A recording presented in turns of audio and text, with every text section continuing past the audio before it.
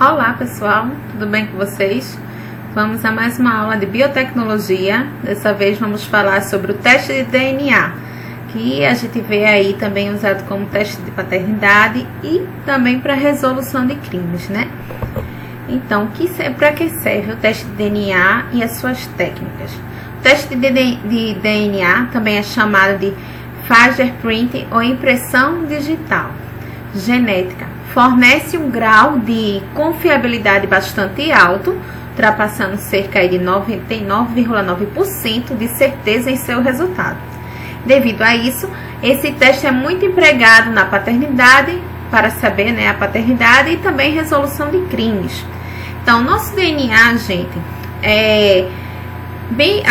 a porcentagem que a gente difere de uma pessoa para outra, é muito baixa, é cerca de 0,1%, certo? Bem pequenininho, até menos. Então, dentro de uma espécie só, a variação é muito baixa. Se a gente for comparar o nosso DNA com uma espécie mais próxima, como o caso dos chimpanzés, a gente tem 98%, do nosso DNA se assemelha a eles. Imagine a de uma pessoa, de uma outra pessoa, da mesma espécie. Então, é bem pequenininha essa variedade. Então, por conta disso, são utilizados vários marcadores genéticos, nesse teste, para poder identificar aí essa pequena variação, tá certo? Que encontra de um indivíduo para o outro. Mas essa pequena variação já é o suficiente para deixar a gente tão diferente assim. Afinal, a gente pode ser diferente fenotipicamente, mas no nosso organismo a gente produz as mesmas enzimas, tem o mesmo metabolismo, então a gente é muito semelhante, tá? Então, para que haja a identificação de uma pessoa através de seu DNA, são utilizadas sondas capazes de detectar sequências do DNA humano. Essas sequências, elas são chamadas de VNTR, ou Variable Number of Tandem Repeats, número variável de repetição em sequência, e são compostas por sequências curtas de nucleotídeos que vão se repetir ao longo de trechos de moléculas de DNA. Cada pessoa vai ter um padrão específico, de repetição, que é o herdado por nossos pais.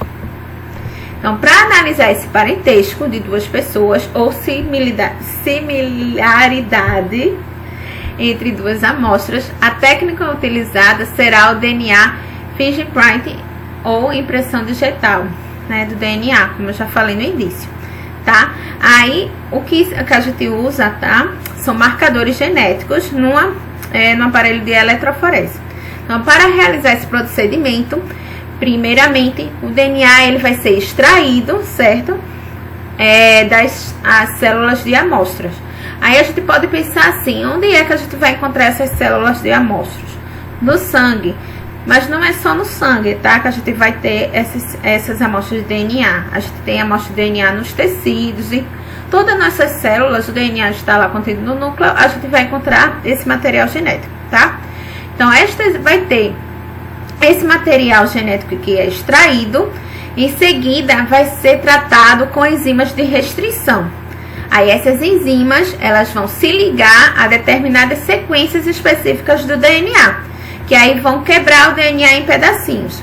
A gente já viu essa técnica, de enzimas de restrição, que atua como uma tesourinha, a tesourinha molecular, quando a gente viu a aula de DNA recombinante.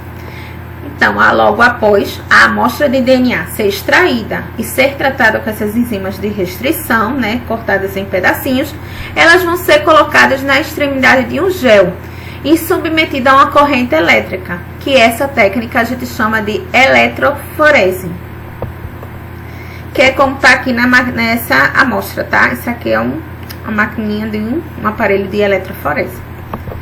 Então, após o término da eletroforese, um equipamento que utiliza a luz ultravioleta e corante específico vai traduzir, a imagem do DNA, que então vai ser estudada por pesquisadores.